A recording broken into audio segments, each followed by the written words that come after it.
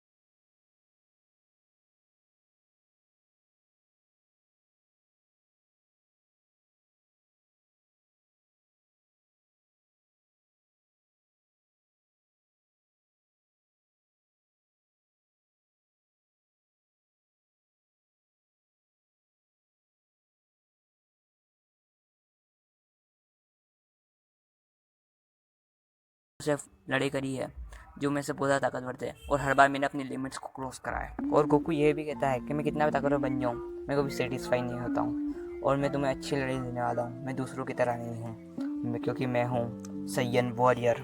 इसके बाद Goku transform कर लेता है, जिस पर साइतामा गुस्सा हो जाता है कि तुमने तो कहा था ये तुम्हारा आखिरी फॉर्म है, और कहता है कि टेक्निक है ये, फॉर्म्स है ये। तुम्हें लगता है कि अगर तुम तुम्हारे बालों का कलर बदल के और बालों को बड़ा करके ताकतवर बन रहे हो तो बन जाओ। साइतामा बहुत ज़्यादा स्पीड में गोकू की तरफ बढ़ रहा होता है अटैक करने के लिए, लेकिन गोकू उसे डॉज कर देता है, जिसकी वजह से वो गैलेक्सी से बाहर निकल जाता है, क्योंकि उसकी स्पीड ज़्यादा थी और वो गैलेक्सी में घूम रहा था, और वो गिरा होता है वापस से नहीं। वहीं पर गोकू सोच रहा होता है कि बहुत ज़्यादा अच्छी बैटल थी, उसको और ज़्यादा लड़ना था, लेकिन क्या ही कर सकते हैं। लेकिन तभी वहाँ पे ग्रैंड प्रीस्ट आ जाता है और वो कहता है कि दोनों जेनों की लड़ाई की वजह से हम तुम्हें स्पेस में ब्रीथ करने की एबिलिटी देते हैं, जिस पर गोकू बहुत ज़्यादा खुश हो जाता है। वो डायरेक्ट टेलीपोर्ट करता है साइतामा के रास्ते में, और दोनों के दोनों वहीं लड़ने लग जाते हैं, और दोनों के दोनों आमने सामने होते हैं, और दोनों के दोनों एक दूसरे के ऊपर पंच का अटैक करते हैं, और दोनों के दोनों पंच एक साथ लग भी जाते हैं। और वहाँ पे टाइमर और पावर का कुछ स्टेट आ जाता है, जिस पर साइतामा गुस्सा हो जाता है, और साइतामा उसको हाथ में पकड़ लेता है और कहता है ये क्या बकवास चीज़ है, और वही के वही गोकू के ऊपर फेंक देता है। क्या मस्त सीन था यार, तुम क्या ये देखो जी, देखो क्या मस्त सीन था, तुम्हें भी लगेगा कि क्या रियल में होता, क्या मस्त लगता। और गोकू कहता है कि साथ में ये मेरे ऊपर फेंक दिया, लेकिन ये था क्या। तो ये सब होने के बाद साइतामा वापस से फ्लोट करने लग जाता है, और वापस से उसकी स्पीड ज़्यादा होने की वजह से वापस से वो स्पेस में घूमने लग जाता है। जिस बार गोकू उसको फॉलो करता है, मतलब उसका पीछा कर रहा होता है, और वो 1 से 2 सेकंड में अलग अलग गैलेक्सी जा रहे थे। मतलब इनकी स्पीड क्या आई थी तुम खुद ही गेस कर सकते हो, लेकिन ये वापस से अर्थ पे आ जाते हैं, पता नहीं कैसे।